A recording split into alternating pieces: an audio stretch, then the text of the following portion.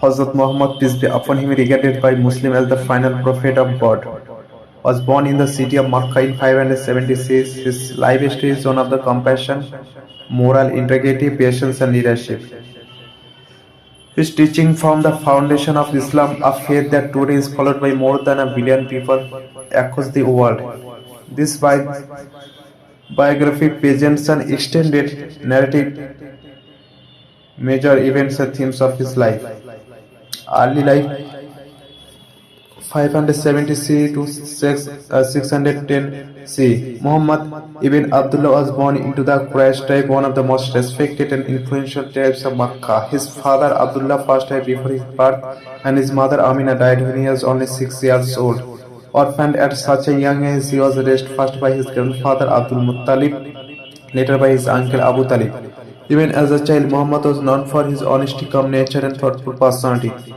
His safe-hearted in his early years, which taught him patience and responsibility. In his youth, Muhammad accompanied his uncle on trading journeys, gaining valuable experience in business and earning a reputation for fairness. Because of his trustworthy nature, he was given the title Al-Amin, meaning the trustworthy. At the age of 25, Muhammad married Khadija ibn Khujailid, a noble and respected widow who had employed him to manage her trade caravan. Their marriage was strong, loving, and Khadija remained his closest supporter. First revelation and beginning of prophethood 610 CE. By the age of 40, Muhammad often repeated to the cave of Hira on Mount Nur for prayer and contemplation. During one of these retreats in the month of Ramadan, he received the first revelation through the angel Jibreel. The angel commanded him, "Read Iqra." Terrified yet spirituality apparent, Muhammad returned to Khadija, who comforted him and became the first person to embrace Islam. This moment marked the beginning of Muhammad's mission as a prophet, one sent to guide humanity towards monotheism, justice, and moral living. Early messages and persecution 610 to 626. For the first few years, the Prophet preached in secret to close friends and families. Some of the earliest believers included Ali ibn Abi Talib, Abu Bakr, Zayd ibn Haritha. When the message became public, many leaders of Quraysh opposed it fiercely. They saw Islam teachings such as equality, abolition of idol worship, and social justice as a threat to their power. The Muslims faced torture, humiliation, and boycotts. Despite this, the Prophet continued to teach with patience, compassion, and dignity. During this time, some Muslims migrated to Ethiopia, where the Christian king granted them protection.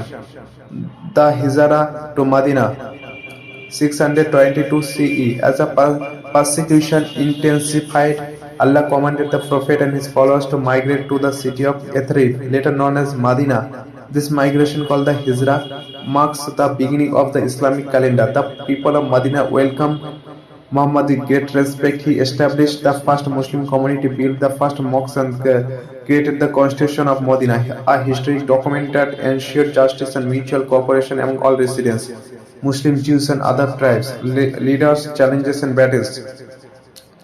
In Medina, the Prophet served as both spiritual and political leader. The new Muslim community soon faced threats over from Quraysh. Several significant battles took place. Battle of Badr, a miraculous victory for the small Muslim army, strengthened their moral of faith. Battle of Uhud, a difficult test in which Muslims suffered heavy losses, yet the Prophet displayed great patience and resilience.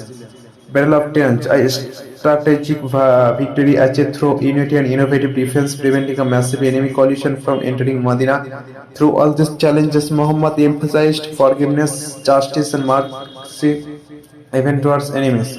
The Treaty of Hudaybiyah 622 C. Seeking peace, the Prophet negotiated a treaty with Quraysh at Hudaybiyah.